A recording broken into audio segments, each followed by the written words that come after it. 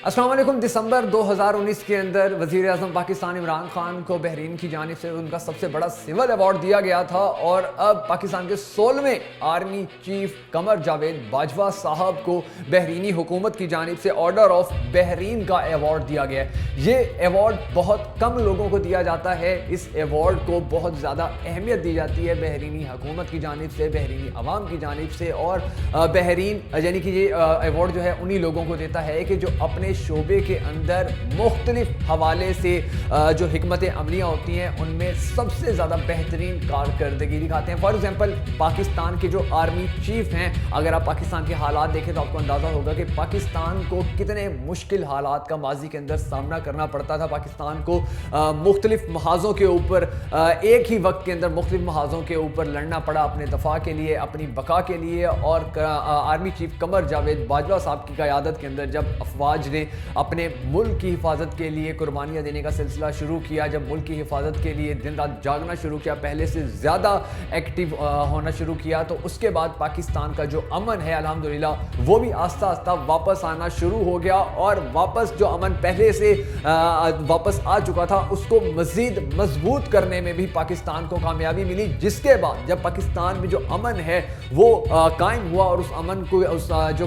अमन को जो long time के लिए, लंबे अरसे के लिए उसको बाकी बरकरार रखने के लिए जो हमारी पाक अफवाज ने मेहनत की, तो उस मेहनत का नतीजा ये निकला कि फिर पाकिस्तान का जो एक नाम है, पाकिस्तान का जो एक मकाम है, पाकिस्तान का जो एक पूरी दुनिया के अंदर पाकिस्तान की जो शोहरत है वो बहुत मुस्बत हुई। पाकिस्तान का जो मकाम है वो बुलंद हुआ, पाकिस्तान के वक़ार में इजाफा हुआ और फिर दूसरी दुनिया के जो बड़े बड़े इन्वेस्टर्स थे उन्होंने भी आस्ता आस्ता पाकिस्तान का रुख करना शुरू किया है। और अब हालात जिस तरह पहले कुछ अर्सा पहले तक वायरस की वजह से जो पूरी दुनिया की मुआशी हालात थे बड़े ख़राब थे, लेकिन उसके बाद अब आस्ता आस्ता जब पूरी दुनिया की मार्केट खुल रही है, इंडस्ट्री खुल गई है, तो पाकिस्तान के अंदर भी जो इन्वेस्टर्स हैं वो इसी वजह से ही आना शुरू हुए हैं कि एक तो यहाँ पर अब जो हुकूमत बदली है उस हुकूमत से दूसरी दुनिया को बड़ी उम्मीद है, और उसके साथ साथ जो हमारी पाक अफवाज ने, जो हमारे इदारों ने, जो हमारी खुफिया एजेंसियों ने, जो हमारे कानून नाफिज करने वाले जितने भी इदारे हैं, उन्होंने जिस तरह कुर्बानियाँ देकर इस मुल्क के अमन को वापस लाने में अपना किरदार अदा किया, तो पूरी दुनिया की जानिब से उस किरदार को सराहा गया था, उस किरदार का इजहार किया गया था। और उस किरदार के हवाले से पूरी दुनिया में ये कहा गया कि अगर किसी मुल्क ने अपने इतनी बड़ी अपने जो मसाइल हैं उनको ख़त्म करने के लिए, जो दहशतगर्दी का मसला था उसको ख़त्म करने के लिए, अगर किसी मुल्क ने अपने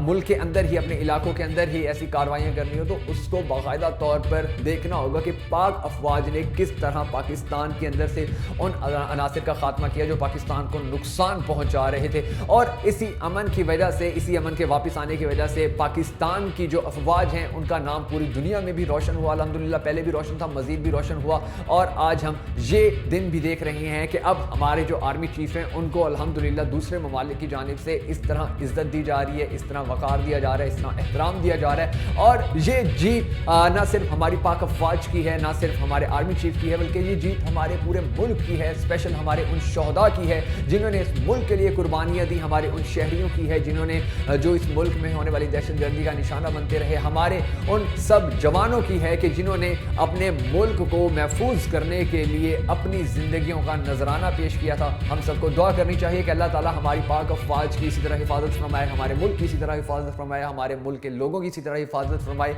और हमारे मुल्क का ये जो वक़ार बुलंद हो रहा है, हमारे मुल्क की जो इज़्ज़त बढ़ रही है, इसमें भी मुसलसल इसी तरह इजाफा होता रहे।